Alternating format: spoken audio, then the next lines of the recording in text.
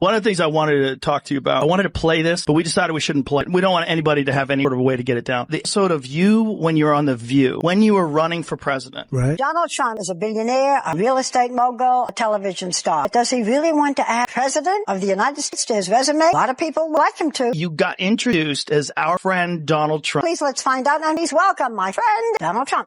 That's right. Whoopi Goldberg gives you a big hug and a kiss. Joy Behar gives you a big hug. Barbara Walters gives you a big hug. They all love you. We're so happy to have you. Whenever you're on, we're very happy.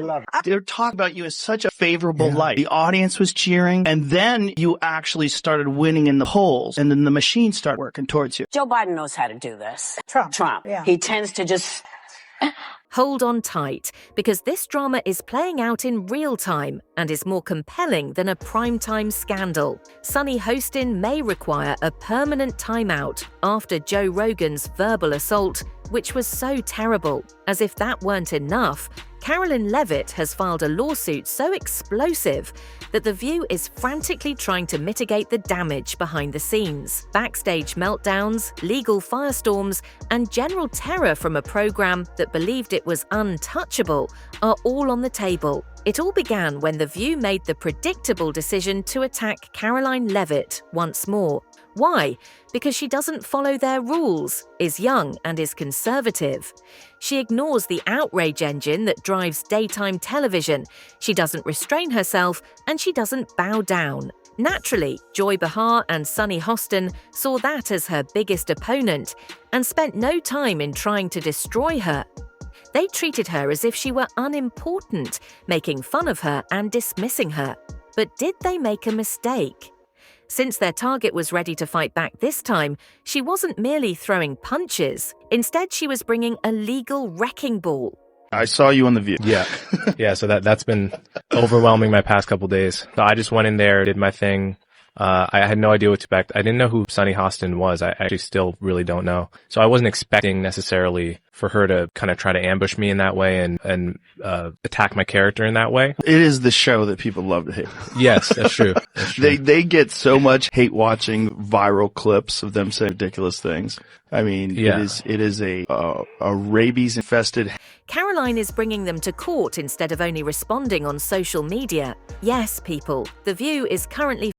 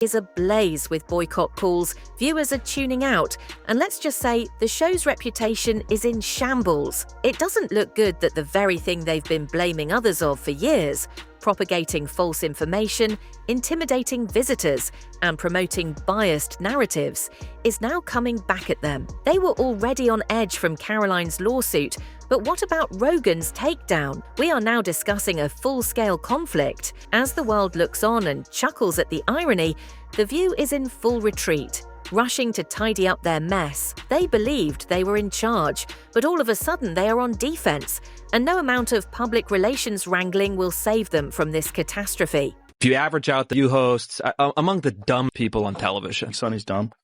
Certainly not the brightest person. And what she just said just doesn't make sense. It's just so silly to say. It's not a. Remember that this is only the beginning. Rogan, well, if you know anything about Joe Rogan, you know he's not going to let this one go, and Caroline aren't going to back down. I have a feeling that The View's greatest nightmare is just beginning.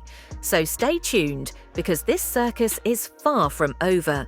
Oh, when Joy Behar made her arrogant little remark that Caroline Leavitt only got her position because Trump believes she's a 10, you could almost hear the gas on the internet. The boldness and blatant disdain, as though Caroline didn't rise up the ranks with her natural brilliance, unwavering work ethic, and the kind of political acumen that makes her a formidable opponent. But, like some old-fashioned tabloid rumors, Joy had to minimize her triumph to a beauty pageant score. As if it weren't awful enough, Sunny Hostin immediately jumped in and began using identity politics, her favorite tactic.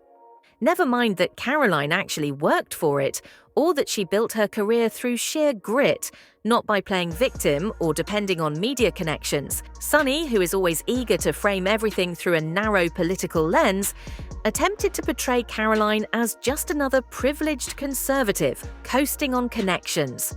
Nope, your achievements are me.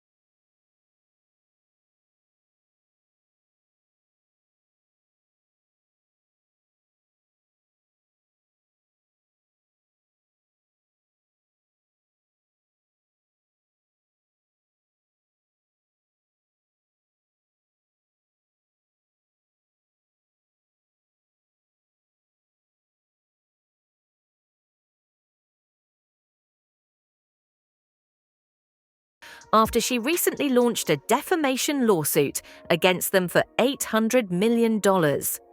Consider this: a talk program that has been dragging people around for years with no repercussions.